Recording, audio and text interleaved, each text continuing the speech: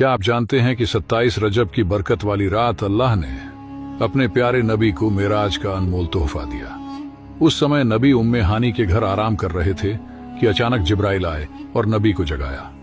जिब्राइल ने बताया कि अल्लाह आपसे मुलाकात चाहते हैं और फिर नबी के सामने बुराक पेश की गई, एक आसमानी सवारी जो ऊंट और घोड़े के बीच की थी और बिजली से भी तेज थी।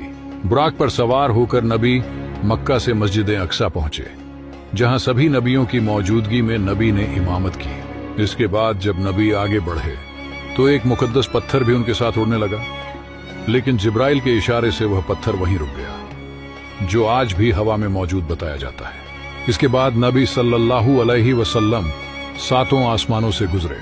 हर आसमान पर आपकी अलग अलग अंबिया से मुलाकात हुई।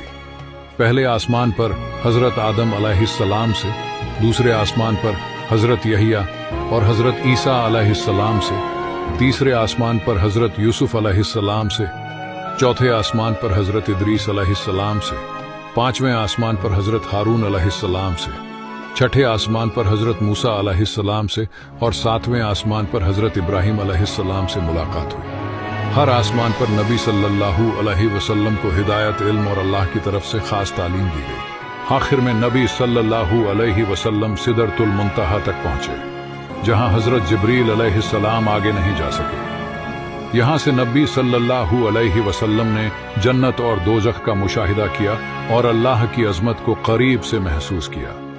इसके बाद नबी सल्लल्लाहु अलैहि वसल्लम कुर्बे इलाही और बैतुल मामूर तक पहुंचे, जहां अल्लाह ताला ने आपकी उम्मत के लिए 5 वक़्त की नमाज का अनमोल तोहफा अता फरमाया।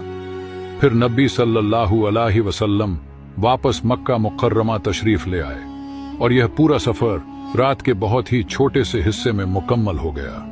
दोस्तों, इस वाक़ये से हमें यह सबक मिलता है कि अल्लाह ताला अपने मौजिज़ात और निशानियों के जरिए हमें सही रास्ता दिखाता है।